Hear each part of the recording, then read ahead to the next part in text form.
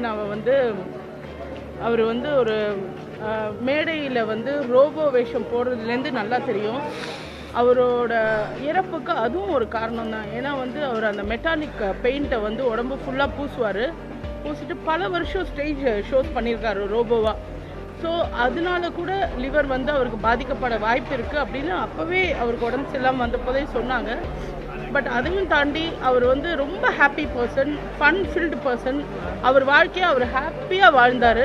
அதை வந்து ஓப்பன் புக்காக வச்சுருந்தார். எல்லா மீடியாவுக்கும் தெரியும், எல்லாருக்கும் தெரியும். அவர் இந்த வீடு கட்டினதுலேருந்து, அவரோட ஆனிவர்சரியிலேருந்து, அவரோட பர்த்டேலேருந்து, அவங்க பொண்ணோட கல்யாணத்துலேருந்து எல்லாமே மீடியாவுக்கு காமிச்சு அவர் வந்து அவர் வாழ்க்கையவே வந்து மீடியா தான் அப்படின்னு இருந்தார்.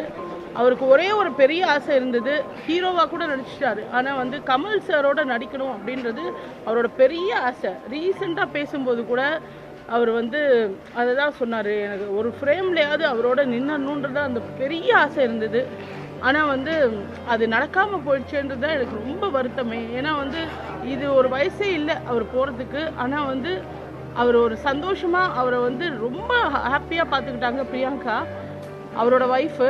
அந்த மாதிரி ஒரு ஒய்ஃப் வந்து கிடைக்கிறது பெரிய வரம்னே சொல்லலாம். ஏன்னா ஒரு குழந்தை மாதிரி அவரை பார்த்துக்கிட்டாங்க. அவர் என்ன பண்ணாலும் அவரை எப்படியோ காப்பாற்றி எல்லாம் கொண்டு வந்து நல்லா கொண்டு வந்து அவர் ரொம்ப வெயிட் லாஸ் ஆனப்போ கூட ஜிம்முக்கெல்லாம் போய் நல்லா ஒர்க் அவுட் பண்ணி ஃபோட்டோ ஷூட்டெல்லாம் எடுத்து நல்லா வந்தார். ஆனால் வந்து அந்த ஒரு பழக்கம் விட்டால் கூட அது வந்து என்ன சொல்கிறது, கொல்லுன்றது தான். ஸோ அவர் வந்து ஒரு ராஜா வாழ்க்கை வாழ்ந்தார்.